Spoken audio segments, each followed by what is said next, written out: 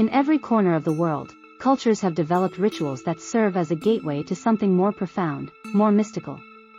These rituals, whether they manifest in grand festivals or simple daily practices, act as a tapestry that weaves together the human experience across time and space. They connect us to our ancestors, to our communities, and even to our inner selves. In the West, the phrase, "to be or not to be," encapsulates the essence of existentialism, a philosophical movement that focuses on individual freedom, choice, and existence.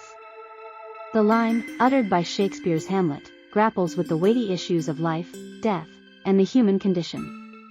Existentialism posits that life is a series of choices, each leading to an infinite number of possibilities and outcomes. This philosophy emerged prominently in the 19th and 20th centuries, with thinkers like Søren Kierkegaard, Jean-Paul Sartre, and Friedrich Nietzsche leading the way. They argued that individuals must confront the absurdity of life and take responsibility for their own actions. The question then becomes, how does one make meaningful choices in a seemingly indifferent universe? The existentialist answer often lies in embracing authenticity, taking responsibility for one's choices, and forging one's own path. This might entail questioning societal norms, defying traditional values, or even embracing the chaotic nature of life itself. At its core, existentialism seeks to unravel the mysteries of being through introspection and personal responsibility. It challenges us to confront our deepest fears, desires, and uncertainties, and in doing so, it pushes us toward a greater understanding of the human experience. The philosophy also emphasizes the role of individual agency in shaping our destinies, advocating for a proactive approach to life's challenges. In Eastern philosophy, the concept equivalent to be or not to be, might be found in Taoism's principle of wu wei, or non-action. This isn't to say that one shouldn't act, but rather that one should act in harmony with the natural flow of life, the Tao. Ancient Chinese philosophers like Laozi taught that the Tao is the fundamental principle that underlies and unites all things in the universe. In the Taoist view, existence is not a problem to be solved but a reality to be experienced. The philosophy advises us to let go of our desires, ambitions, and the need to control outcomes. By doing so, we align ourselves with the natural order and attain a state of inner peace. In this state, decisions are not forced but arise spontaneously, in accordance with the Tao. This philosophy encourages us to be present, to embrace simplicity, and to recognize the interconnectedness of all things. It teaches that by understanding our place in the greater scheme of things, we can navigate life with ease and grace. Taoism also promotes the cultivation of virtues like compassion, moderation, and humility. It offers us a holistic view of life, where the journey is just as significant as the destination. In African philosophy, the concept closest to be or not to be, may be Ubuntu, a term from the Nguni languages that translates to, I am because we are. Ubuntu embodies the idea that our existence is deeply interconnected with those around us. It asserts that one's humanity is inextricably tied to the humanity of others. Unlike the individualism often found in Western philosophies, Ubuntu focuses on the community as the cornerstone of human life. It recognizes the mutual obligations and responsibilities that bind people together in a web of relationships. In Ubuntu, decisions are made collectively, valuing the input and well-being of the community over the individual. This philosophy urges us to appreciate the richness of our shared experiences and to foster harmony, respect, and compassion in our interactions with others. It emphasizes the importance of dialogue, consensus, and restorative justice. Ubuntu challenges us to think beyond ourselves and to consider the collective impact of our actions.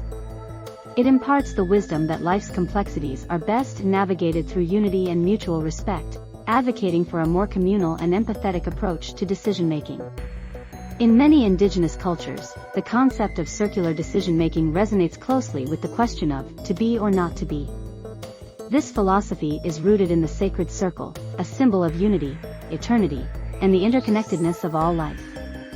In these traditions, decision-making is not a linear process but a cyclical one, influenced by a variety of factors including the seasons, the elements, and ancestral wisdom. Decisions are often made collectively, and everyone's voice is valued. The circle itself serves as a metaphor for life's continuous cycle of birth, growth, decay, and rebirth. Therefore, each decision is seen not as an isolated event but as part of a larger continuum. This perspective teaches us to consider the long-term implications of our actions, not just for ourselves but for the community and the natural world. It also emphasizes the importance of balance and harmony in decision-making, urging us to consider all perspectives and potential outcomes. In this way, circular decision-making encourages us to be more reflective and intentional in our choices. The philosophy also stresses the significance of storytelling and oral traditions, which serve as both a repository of communal wisdom and a guide for ethical conduct. By integrating these ancient practices into modern life, circular decision-making offers a holistic approach to problem-solving that honors the wisdom of the past while adapting to the challenges of the present. In the realm of modern mysticism, the question, to be or not to be, takes on a new dimension through the lens of quantum mechanics. This philosophy posits that all possible outcomes exist simultaneously in a superposition until observed, reflecting the mystical idea that reality is not fixed but fluid. Here, the act of making a decision collapses the quantum wave function, bringing one possibility into reality.